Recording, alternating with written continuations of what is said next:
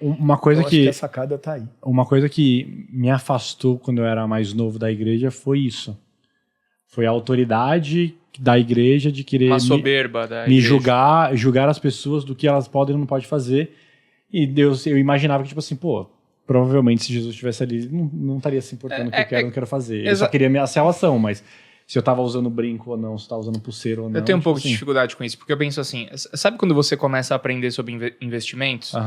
Aí você chega lá no churrasco de família, aí você tá seu tio falando de comprar terreno, caramba, você fica tipo assim, esse cara não sabe porra nenhuma. Eu compro aqui Bitcoin, caramba, e tô rico. Eu compro... O cara não sabe investir, o cara tem dinheiro na poupança, velho. Aí você começa a ficar meio soberbo. Sim. Em vez de você ajudar o cara, em vez de Fala, você pegar, tio, não puxar faz ele e isso. falar, olha o que eu aprendi aqui, tentar introduzir o cara no assunto, na verdade você quer ficar...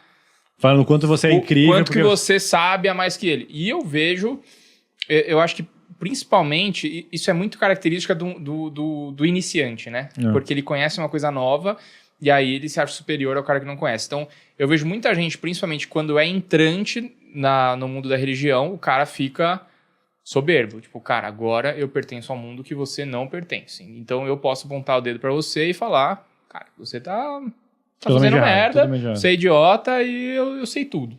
Isso me tira um pouco, assim. E eu acho que a gente vê um pouco disso lá na série também, onde a gente vê que nas primeiras temporadas, quem é o maior problema não são os romanos em si, né? Que a gente tem muito essa bandeira. E são os fariseus que eram ali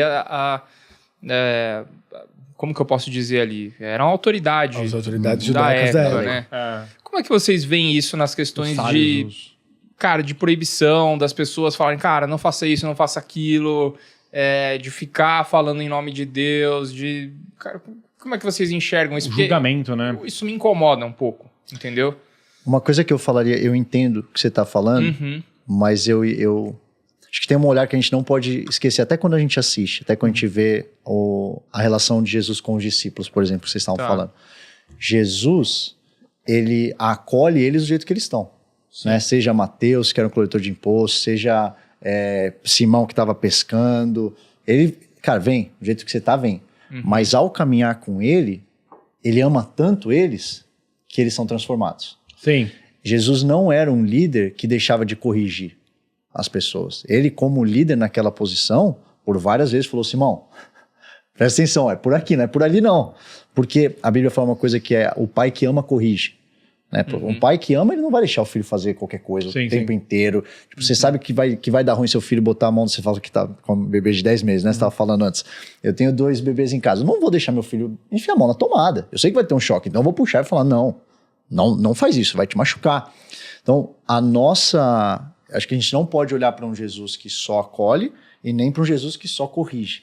Sim. Eu ouvi falar uma vez uma ilustração que eu gosto muito, que são como 2 pernas. A perna do amor e a perna da lei, ou da correção, ou a perna do que deve ou não deve ser feito. Elas estão sempre juntas. Agora, o que eu acredito como líderes, eu falo isso muito quando estou falando sobre liderança na esfera da igreja. Nosso papel é levar as pessoas para perto de Jesus. Isso eu acredito muito. Então, assim, cara, não adianta eu tentar te falar, você que não conhece Jesus, você que está começando a sua jornada, não vai ser o cartão de visita que eu vou te dar, tipo, ô Lucão, chega aqui, ó, isso aqui é a regra de coisas que você pode ou não pode fazer. Pô, mas você nem sabe por que eu tô te falando isso. Você nem me conhece direito. Você nem conhece o livro que eu tô falando, que para mim é a palavra de Deus, mas para você hoje não é a palavra de Deus. Eu acredito que ao te levar para mais perto de Jesus, de ter um encontro com Jesus, de sentir amado, sentir que tem alguém que morreu por você numa cruz, aí você fala, pô, então eu quero ter um relacionamento com esse Deus. Então deixa eu ver direito o livro que conta a história desse Deus. E a partir desse momento você começa uma jornada que leva à correção, que leva a ajustes, mas é numa ordem de relacionamento, de intimidade, de alguém que você quer. Quando eu tinha 22 anos, não chegaram para mim e falaram, ô, sai da balada, vai embora. Cara, eu cheguei para Jesus, eu tava do jeito que eu tava. Sim. Mas ao meio do caminho eu fui entendendo, pô, isso aqui não me faz também. E hoje, cara, tendo uma família, sendo pai, tendo filhos, eu agradeço muito por essas transformações, porque a verdade é que eu tinha muita coisa em mim que não era saudável. Hoje eu vejo. Eu entendo o que você está falando, mas eu também entendo o que o Lucas está falando, mas eu acho que não se... Tipo assim, os dois estão certos. É que muito no sentido que, às vezes, talvez a pessoa que o Lucas está se sentindo, tipo assim, nossa, acuado, talvez foi, entre aspas, uma pessoa que ele não deu permissão para isso. Sim. Vamos supor, o Thiago Negro e o Candonga. O Thiago, ele me convida toda semana para ir na célula na casa dele, fui para Israel, conheci. Só que o Thiago, ele nunca forçou a barra em nada que ele sabia que eu não iria passar. Vamos supor. Às vezes até com o Candonga, eu tava indo pra Limeira, contando uma história e tudo mais, falei um palavrão. Eu vi, o Candonga ficou incomodado. Só que o Candonga falou assim, pô, o Kaique tá na mas ele falou assim, o Kaique tá na trajetória dele. Não tenho porquê eu censurar ele agora pra desengajar ele pela trajetória. Eu falei assim, pô, você não pode falar isso. Eu entendo que tem um caminho, só que eu acho que a nova geração tá conseguindo fazer isso melhor do que a geração antiga. Porque a geração antiga, tipo, tá escrito assim, você não pode, é errado e, sabe, tipo, muito dedo na cara e pouco acolhimento. O grande ponto, o André colocou duas coisas que eu concordo muito. Ele falou assim, o pai que ama corrige. Então você percebe, o amor vem antes da correção. Todas as vezes que você observa Jesus corrigindo alguém, observe o quanto de milagres que ele fez antes na vida daquela pessoa. Cara, se eu for milagre na sua vida, Lucão, 1, 2, 3, 4 vezes, você vai ser tão grato a mim que no dia que eu te der um toque, cara, de algo que você precisa melhorar, você vai ouvir com todo o amor do mundo, porque eu fiz milagres na sua vida. Eu gerei milagres na sua vida.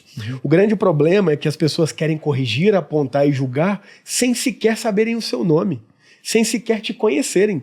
Quanto mais fazer algum milagre. Então, é só observar o padrão de Jesus nos evangelhos. Ele corrigiu, sim, os discípulos, mas antes de qualquer coisa, ele os escolheu. E aí, Lucão, já tem um ponto muito louco, porque na cultura judaica, o discípulo escolhia o rabino e após 1 ano de ser submetido a testes, ele era aprovado ou não para ser um discípulo de um grande rabino. Jesus, ele muda. Ele vai contra sistema até nisso.